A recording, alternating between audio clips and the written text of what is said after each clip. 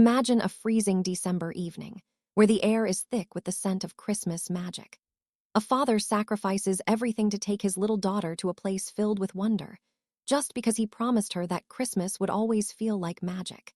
But what happens when that very night brings two completely different worlds crashing together? One simple act of kindness collides with a mother's greatest fear, and everything changes forever.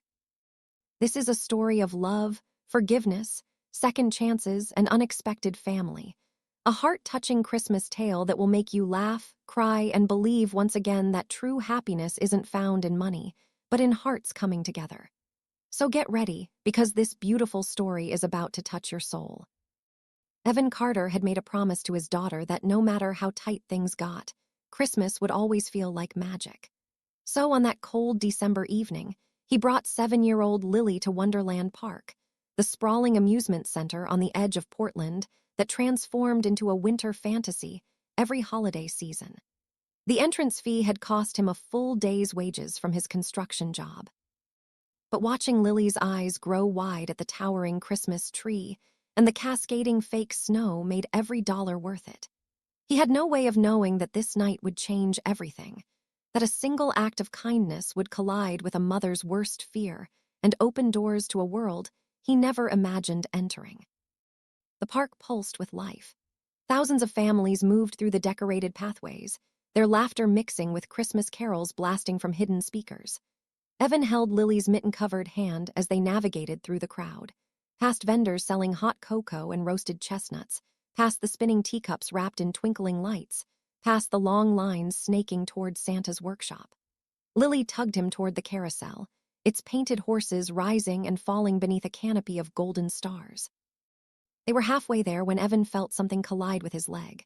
He looked down to find a little girl, maybe 5 or 6 years old, clutching his jeans with both fists. Her face was streaked with tears, her breath coming in ragged gasps. She wore an expensive-looking white coat with fur trim, but one of her patent leather shoes had come unbuckled, and her dark curls were wild around her face. She looked up at Evan with enormous brown eyes filled with absolute terror. "Hey, hey," Evan said, crouching down immediately. But the girl only cried harder, burying her face against his knee. Evan felt his heart clench. He knew that kind of fear, the primal panic of a child separated from their parent. He'd seen it once in Lily years ago at a grocery store, and the memory still haunted him.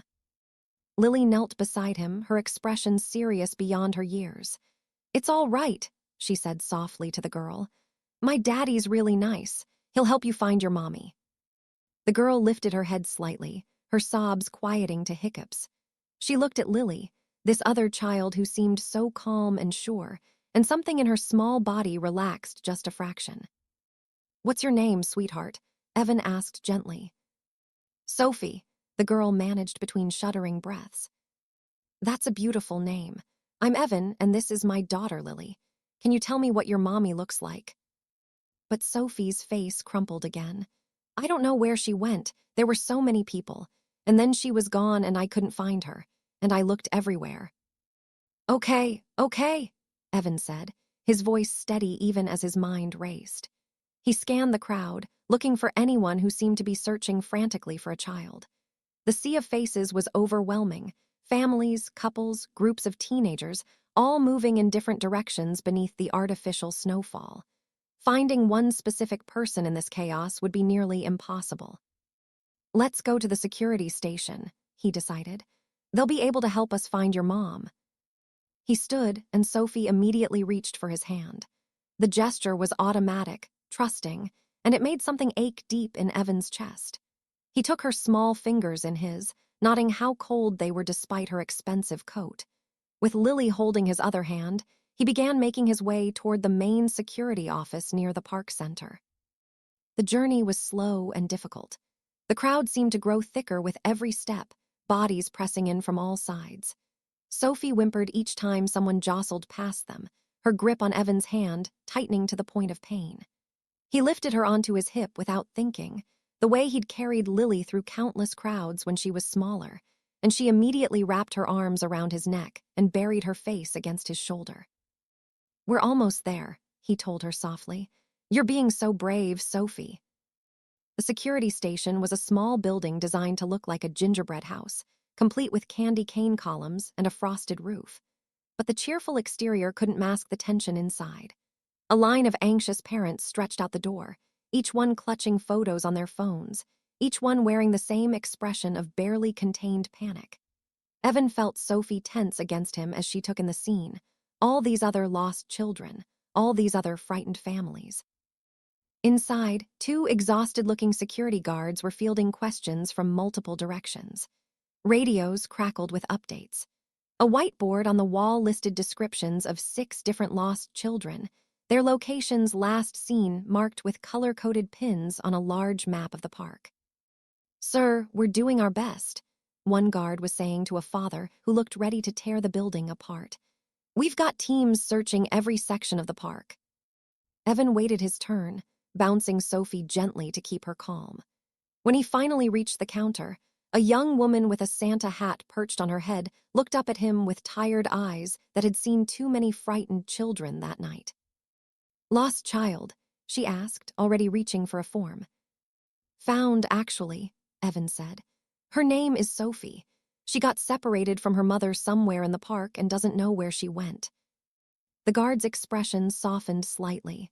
"Sophie, okay, let me check our list." She scanned her computer screen, frowning.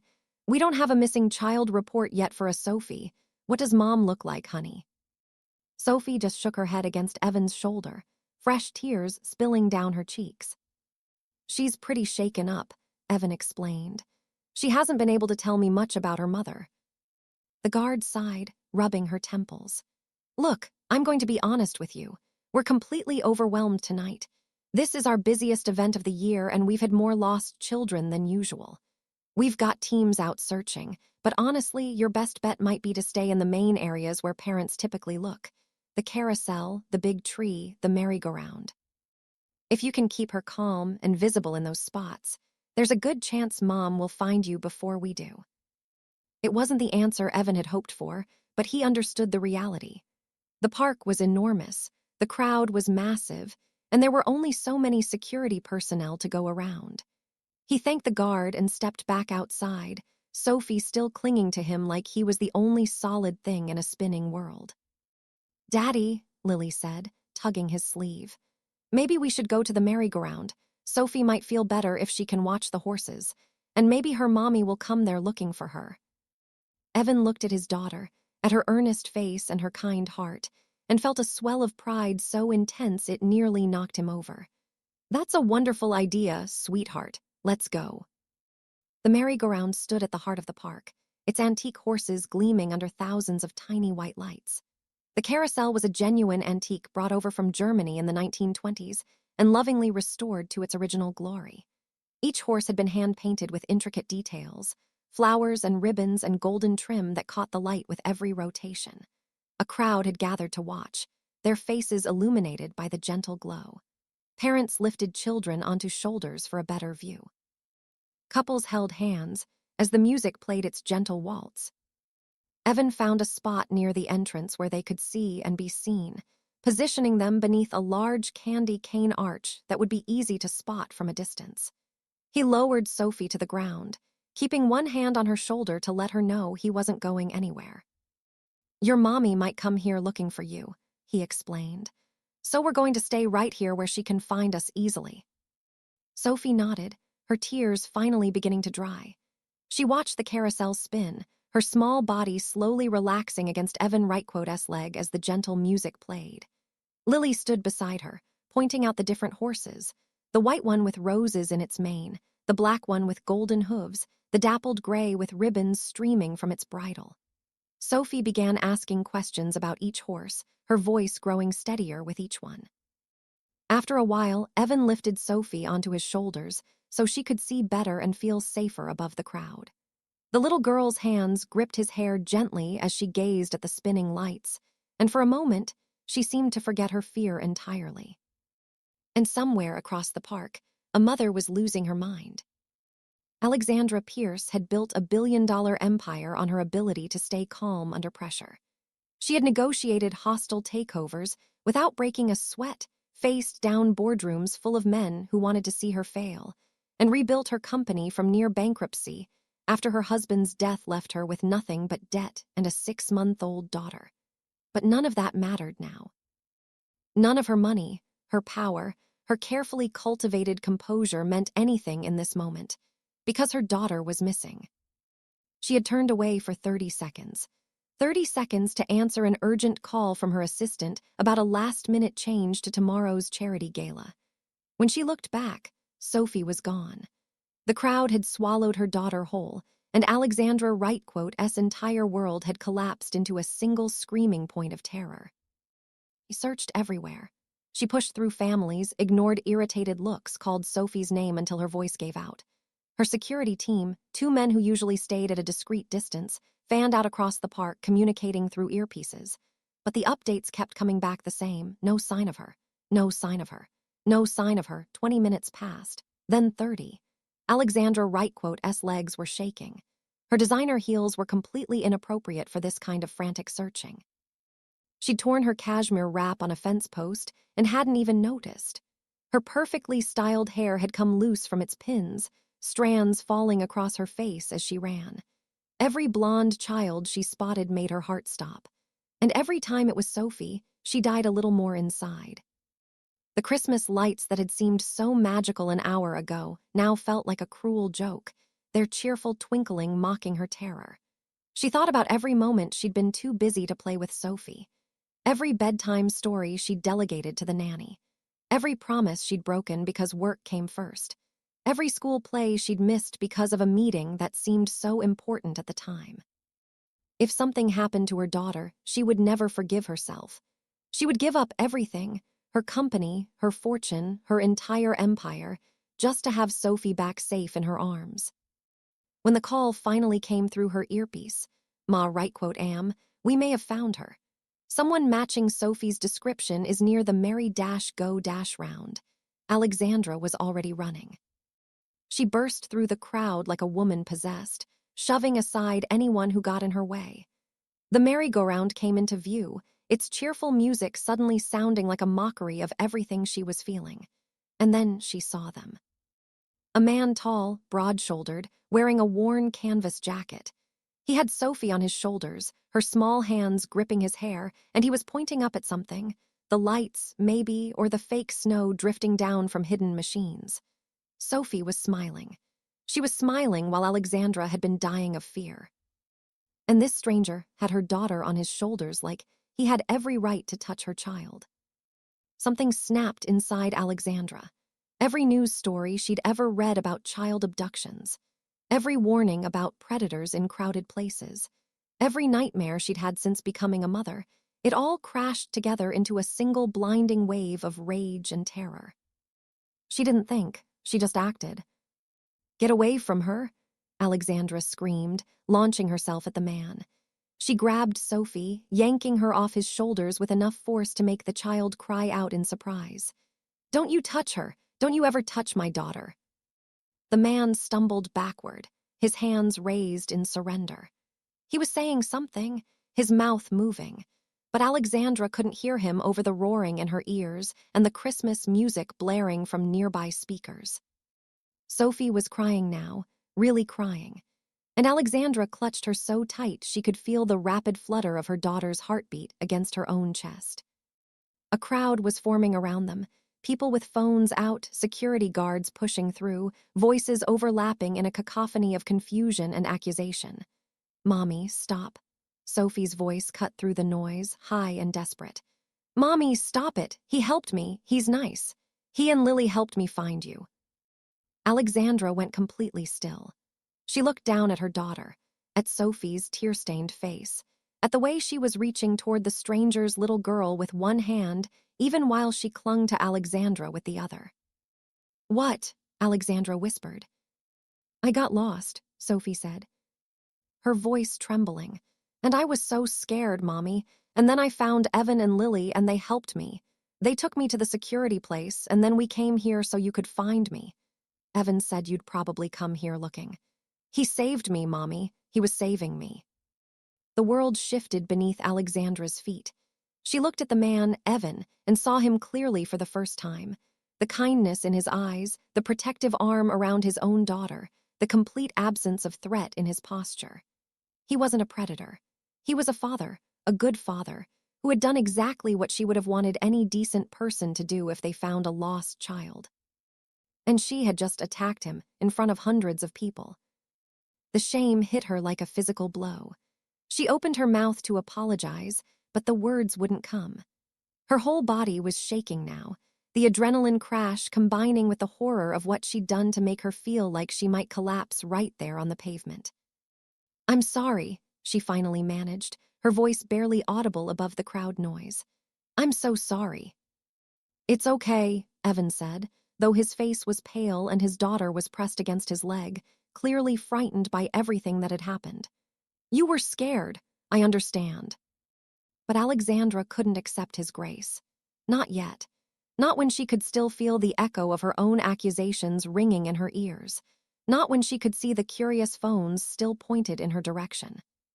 She pulled Sophie closer, mumbled another apology, and retreated into the crowd before she could make things any worse. Her security team flanked her immediately, creating a bubble of space as she made her way back toward the VIP section of the park. She didn't look back. If she had, she would have seen Evan watching her go, his expression not angry, but sad. The look of a man who understood fear intimately, who had perhaps felt that same terror himself, and who bore her no ill will despite everything she had done. 15 minutes later, Alexandra sat in the private lounge reserved for the park's most generous donors. Sophie curled in her lap. Her hands had finally stopped shaking. But the guilt had only grown stronger with each passing moment. She kept replaying the scene in her mind. The way she'd grabbed Sophie, the accusations she'd hurled, the fear in that little girl's eyes as she watched a stranger attack her father. She thought about what kind of example she had set for her own daughter, what Sophie must think of her now. She had to make it right. She had no idea how, but she had to try. "Marcus," she said to the head of her security team, "find him." "Ma'am, are you sure that's wise?" "After what happened out there, I accused an innocent man of being a predator in front of hundreds of people." Alexandra cut him off, her voice tight. "I need to apologize properly. Find him." 20 minutes later, Evan and Lily stood at the entrance to the VIP lounge, looking profoundly uncomfortable. Evan had cleaned up slightly, wiped the fake snow from his jacket, smoothed down his hair, but there was no hiding the worn edges of his clothes or the weariness in his eyes. He looked like a man who had wandered into the wrong world entirely and knew it. Alexandra rose to meet them, Sophie sliding off her lap to stand beside her. The massive Christmas tree behind them cast everything in a warm, golden glow, but it did nothing to ease the chill of Alexandra's embarrassment. "Thank you for coming," she said, and her voice cracked slightly on the words. "I know I have no right to ask anything of you after the way I behaved." "You were scared," Evan said again, the same words he'd used before. "Any parent would be." "That doesn't excuse what I did." Alexandra took a deep breath, steadying herself. "I accused you of something terrible, in public, in front of your daughter, in front of hundreds of strangers with their phones out. There's no excuse for that."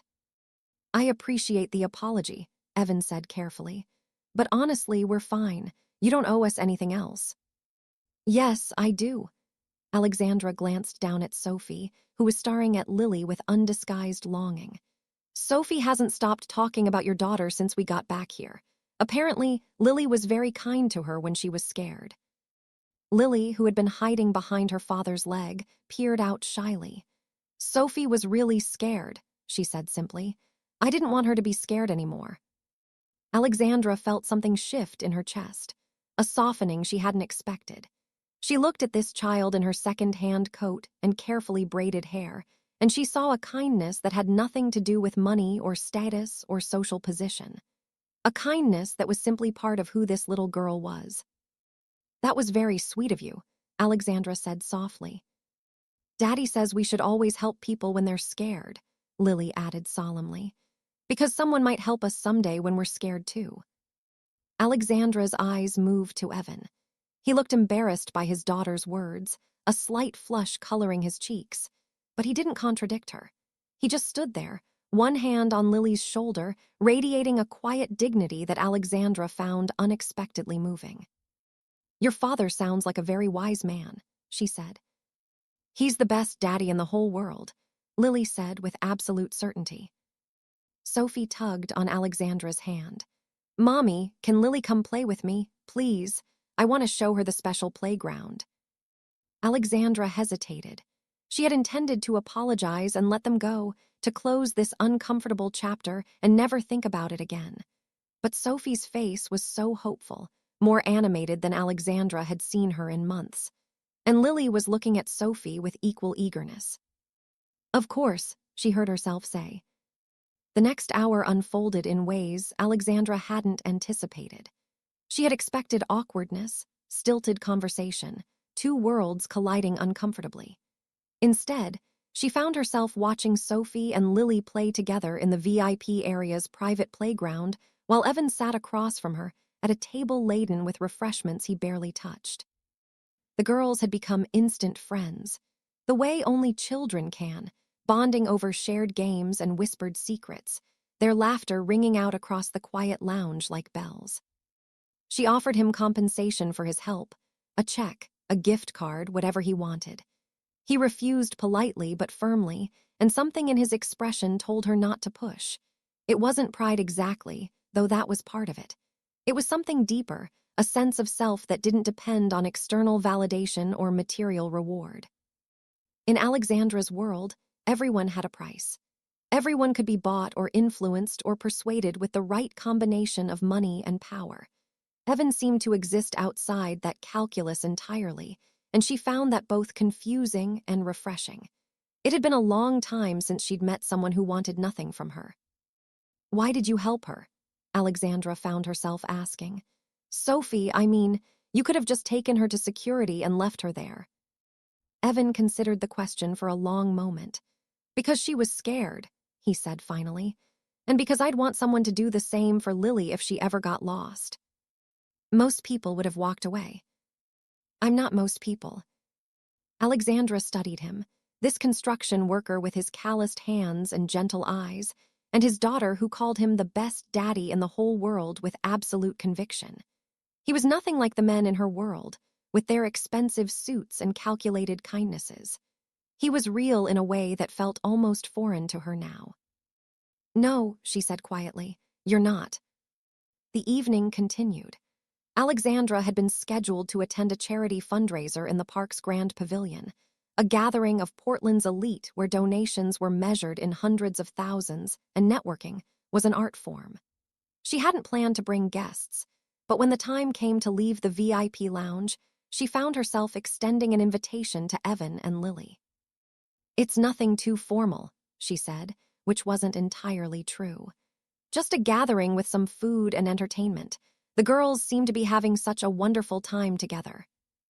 Evan looked uncertain. "I don't think we'd really fit in at something like that." "You'd be my guests. That's all that matters." He glanced at Lily, who was whispering with Sophie about something that had them both giggling. The look on his face, the love, the desire to give his daughter every good thing even when he had so little, made Alexandra's heart ache in a way she couldn't quite explain. "Okay," he said finally, "but just for a little while." The charity event was everything Alexandra had implied it wasn't. Elaborate, exclusive, and filled with people who measured worth in net worth. Evan felt the stares the moment he walked through the entrance. His canvas jacket and work boots stood out among the designer gowns and Italian leather shoes. He saw the raised eyebrows, the whispered comments behind champagne flutes, the quick assessments that found him lacking. But Alexandra stayed at his side, not hovering, not making a show of it, just present. A quiet declaration that he belonged there because she said he did. It was such a small thing, but it meant more to Evan than she could possibly know. The evening progressed with the usual parade of speeches, silent auctions, and mingling that seemed more performance than genuine connection. Evan tried to stay out of the way, keeping Lily close, watching Sophie charm every adult who bent down to speak with her. The girl had clearly inherited her mother's charisma. She moved through the crowd like she owned it, because in a sense, she did. Then the crowd shifted.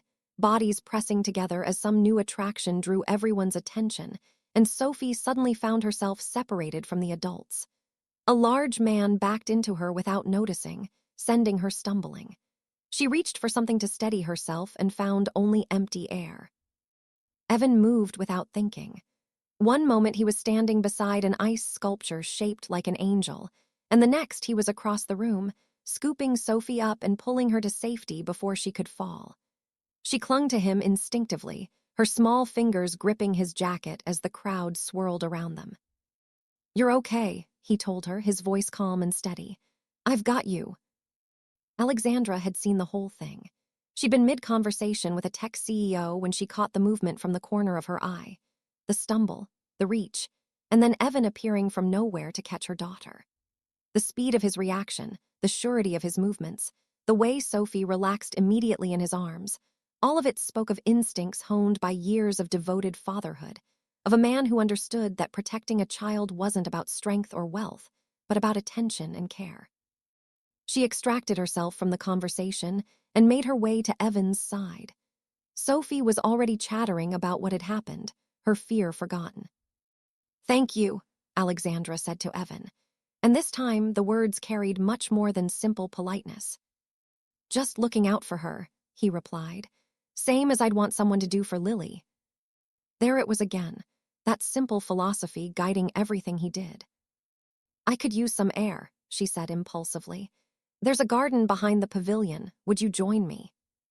The garden was an oasis of quiet amid the chaos of the event. String lights wove through bare branches, casting everything in a soft, golden glow. Alexandra led Evan to a bench near an empty fountain filled with luminarias. Sophie and Lily ran ahead, playing some game that involved chasing each other around dormant flower beds and dissolving into laughter every few seconds. "I never thanked you properly," Alexandra said, sitting down. "Not just for tonight, for taking care of Sophie when she was lost." "You already thanked me." "I accused you of kidnapping, and then you," she shook her head. "Not quite the same." Evan almost smiled. Fair point. They watched their daughters play in silence for a moment. Alexandra noticed how Evan tracked Lily's movements without being obvious, the patience in his posture, the lines around his eyes that spoke of both laughter and worry. "Can I ask something personal?" she said. "Lily's mother." A shadow passed over Evan's features. "She passed away 3 years ago, cancer." "I'm sorry." "It was right around Christmas when it happened." He paused, watching Lily spin in circles with Sophie. "That's why I try so hard to make the holidays special. I don't want Lily associating this time only with losing her mom. I want her to have happy memories, too." Alexandra thought about her own loss, her husband's sudden death, rebuilding everything while caring for an infant who would never know her father. "Sophie's father died when she was 6 months old," she heard herself saying. "Heart attack at 34, completely unexpected. I barely remember the first year after running a company, raising a baby, trying not to fall apart." "You're still here. That counts for something." "I'm a successful businesswoman, not always sure I'm a good mother." "You panicked when you thought Sophie was in danger. That's not bad parenting. That's someone who loves her daughter more than anything." "It's someone who lost control." "It's someone who loves her daughter more than anything." Evan paused. "My wife used to say, being broken doesn't mean you're weak. It just means you've been through something hard." Alexandra looked at him, this stranger with more insight into her heart than people she'd known for years. The girls came running back then, breathless and giggling. The moment passed, but something had shifted between Evan and Alexandra. A door had opened that neither knew how to close. Later, Alexandra overheard a conversation near the coat check. An event organizer approached Evan about construction work with the foundation, affordable housing, community centers. "I appreciate the offer," Evan said, "but I can't take it. We pay very well." "It's not about money. The timeline means working through Christmas. I promised my daughter I'd be there with her. I told her Christmas, Daddy will always be there. Even if we're broke, I'll be there. I don't break promises to her." Alexandra stood frozen, phone still in hand. She thought about Christmases she'd missed or half attended, mentally composing emails while Sophie opened presents. She thought about Sophie's terror when lost. Was that because Alexandra had given her reasons to doubt that her mother would always be there? She found Evan near the exit, helping Lily into her thin coat with its broken zipper. But Lily looked at her father like he'd hung the moon. And Alexandra understood that there were kinds of wealth that had nothing to do with money. "Wait," Alexandra said.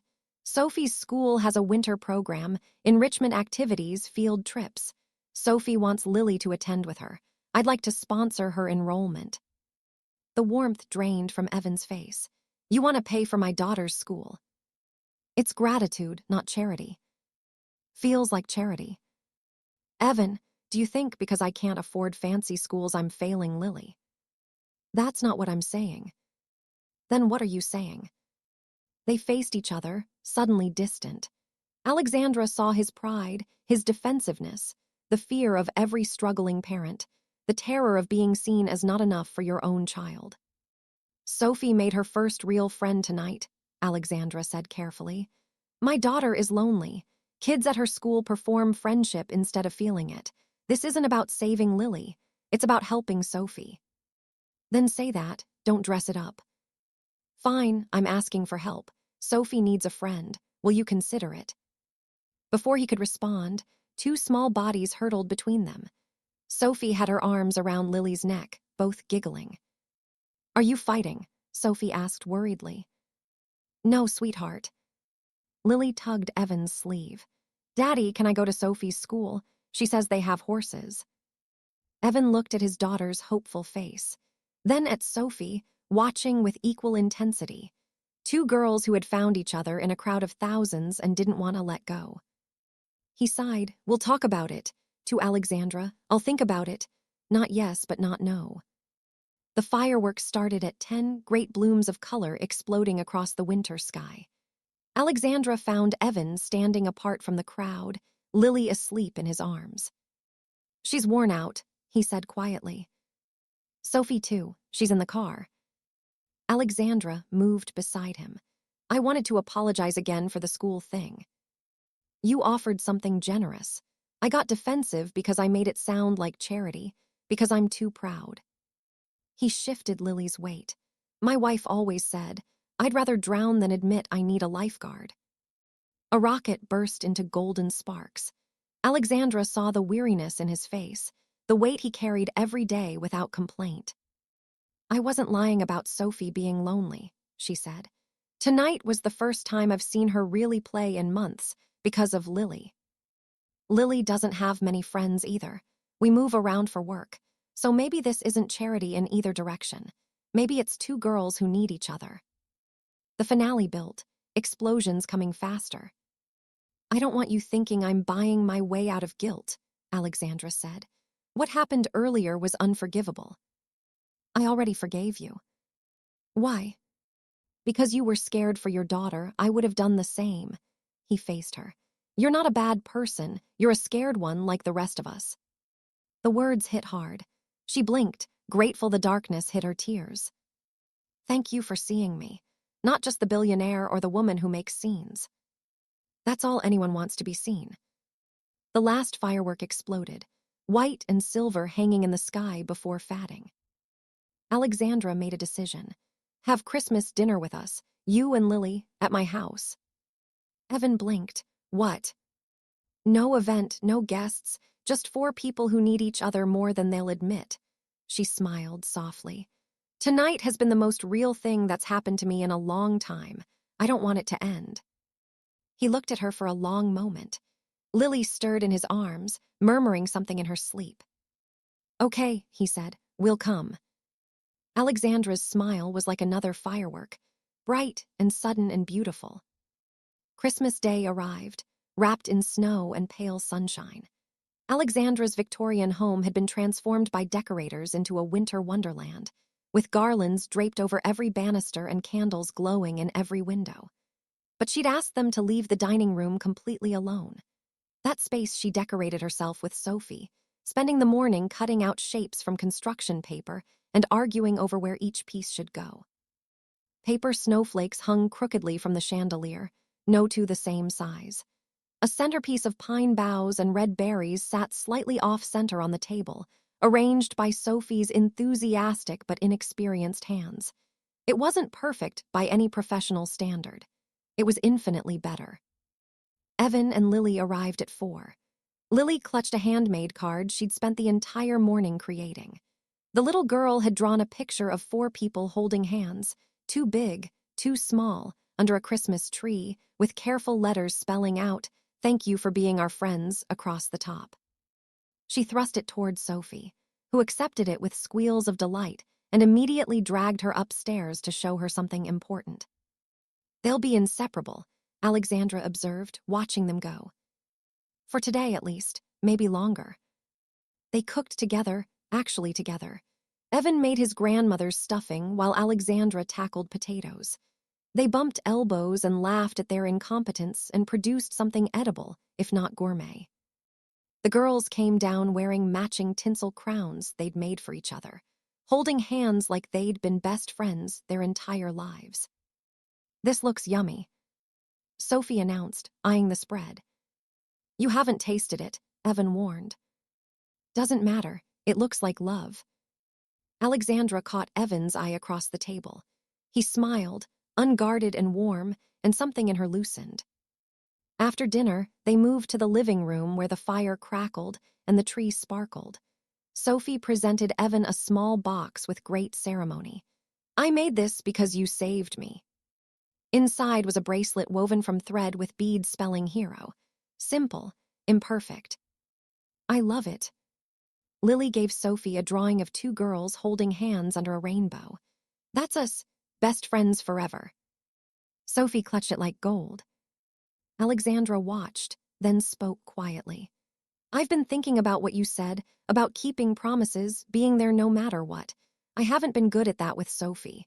I get caught up in being Alexandra Pierce and forget to just be Sophie's mom." "You're a good mother." "I'm a busy mother, not always the same." She watched the firelight on Sophie's face. "I want to be better." "Then tell her, be scared, do it anyway." Such simple advice. Such terrifying advice. But Evan said it with such faith that Alexandra believed it was possible. When the girls fell asleep by the fire, Alexandra and Evan sat watching the embers glow. "This is nice," Evan said. "I'd forgotten what family feels like. Multiple people, chaos, noise." Alexandra nodded. "I never had this. Even when Robert was alive, Christmas was always catered. Perfect." She smiled. "This is better, crooked snowflakes and lumpy potatoes." "Love," Evan said. "That's what Sophie said." Evan turned to face her. Firelight painted shadows across his features. "What happens after tonight?" "I don't know," Alexandra said, "but I'd like to find out." "So would I." It wasn't a promise, just an acknowledgement that whatever had started in that amusement park had grown into something worth exploring. Alexandra took his hand. His fingers were rough, warm despite winter's chill. They sat as the fire burned low, 2 people who had found each other in unlikely circumstances, watching their daughters sleep, feeling hope for the first time in years. Outside, snow began falling again. Inside, the tree cast colored shadows across 4 people who had started as strangers and were ending the night as something more. Whatever came next, the challenges, the complications, the bumps in the road, they would face it together. Because sometimes the best gifts aren't planned. Sometimes they find you when you least expect them. A lost child in a crowded park. A moment of chaos that could have ended in disaster, but instead opened a door to something beautiful. And the chance to discover that home isn't a place, but a feeling. That family can be built from the most unexpected pieces, assembled not by blood, but by choice, by kindness, by the simple decision to help a stranger in need. Evan looked at the sleeping girls with their hands still intertwined, at the remarkable woman beside him who had gone from accusing him of the worst to inviting him into her home, at the dying fire that had warmed them through an evening of unexpected connection. And he made himself a quiet promise. Whatever this was, wherever it led, he would show up for it completely. The same way he showed up for Lily every single day. The same way he'd shown up for Sophie in a crowded park on a winter night that now felt like the beginning of everything. And across the room, still clutching her best friend's hand in sleep, Lily smiled at something in her dreams. She didn't know what the future held, but she knew something important. That Christmas was about finding the people who made you feel safe and holding on to them as tight as you could. Outside, the snow kept falling. Inside, 4 hearts beat together in a warmth filled with crooked snowflakes, imperfect potatoes, and the unmistakable presence of love. Friends, if this story touched your heart even a little, if it reminded you of the real meaning of Christmas, kindness, forgiveness, and family, then please hit that like button, share it with someone who needs to hear it today, and don't forget to subscribe for more heartwarming stories that will lift your spirit all year round. Because in a world that sometimes feels too busy or too cold, we all need reminders that magic is real, and it often starts with one small act of kindness. Thank you for listening. Merry Christmas, and may your hearts always find their way home, fast.